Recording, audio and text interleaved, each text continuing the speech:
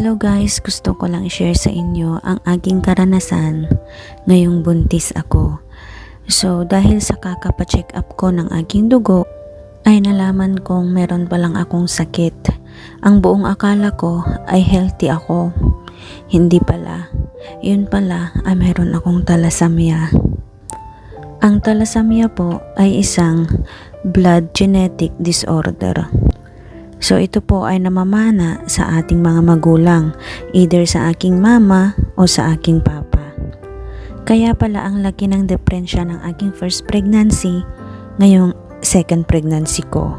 Halos lahat ng pregnancy symptoms ay naramdaman ko, lalo na yung panghihina.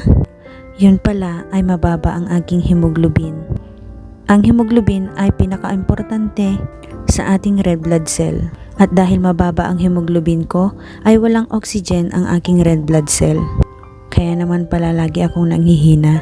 Niresetahan ako ng doktor ng folic acid. Materna 24 minerals and vitamins kasi dati ang ino-inom ko.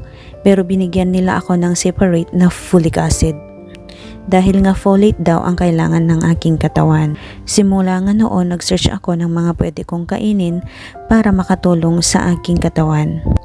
At hiningi din ng aking doktor dito sa Hong Kong na i-check din ang dugo ng tatay ng aking baby.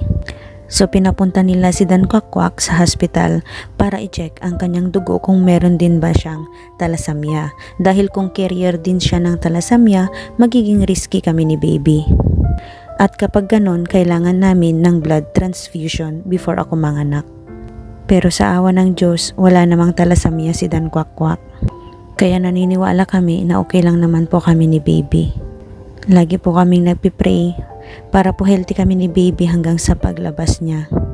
Mahirap po talaga ang thalassemia dahil kung napabayaan ito ay magiging anemia o kaya leukemia, at ang tanging paraan lang nito para malunasan ay ang bone marrow transplant.